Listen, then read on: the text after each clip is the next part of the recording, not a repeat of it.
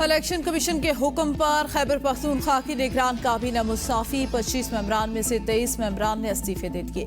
निगरान वजीर आला ने चाय पर बुलाकर सबसे इस्तीफा तलब किया। आजम खान ने मेंबरान से गुफ्तगू में कहा, इलेक्शन कमीशन का खत आया, काबीना में मौजूद सियासी लोगों को इस्तीफा देना होगा। मुस्ताफी अरकान में मसूद शाह, अब्दुल हलीम कसूरिया, इरशाद कैसर, मोहम्मद अली शाह, हिदायतुल्लाह, सलमा बेगम और रियाज अनवर शामिल। पीर हारून शाह, शिराज अकरम, मलिक बहरलाई, हाबिशा और बख्त नवाज भी मुस्ताफी। हाजी खुफरान, फजलुल्लाह, ताज मोहम्मद, हिमायतुल्लाह, जफर महमूद और रहमत सलाम खटक ने भी इस्तीफा दे दिया। सूबाई काबीना 16 वज़रा, 4 मुशीर और 6 मुआवनीन खुसूसी पर मुश्तमिल थी। मुस्ताफी होने के डर से जेजुआई और पीपल्स पार्टी के अरकान इजलास से खैर। जेजुआई के वज़रा ने शाम तक का वक्त मांग लिया।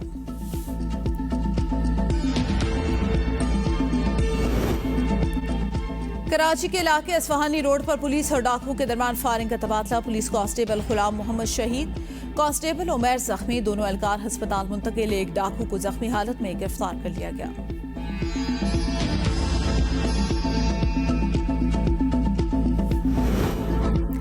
लाहौर के इलाके डिफेंस फेज 5 में डॉल्फिन स्क्वाड का डाकू से मुबैना मुकाबला। एक डाकू जख्मी हालत में गिरफ्तार, 2 फरार। गिरफ्तार डाकू के कब्जे से 4 पिस्तौल, छीनी गई रकम बरामद। डाकू गन पॉइंट पर घर में फैमिली को यरगमाल बनाकर वारदात कर रहे थे। कोयटा में मोतीराम रोड पर दुकान पर दस्ती बम हमला, 2 डाकू जख्मी, अस्पताल मुंतकिल। रेस्क्यू और सिक्योरिटी फोर्सेज की टीमें जान बकुआ पर मौजूद। पुलिस ने इलाके को घेरे में ले लिया।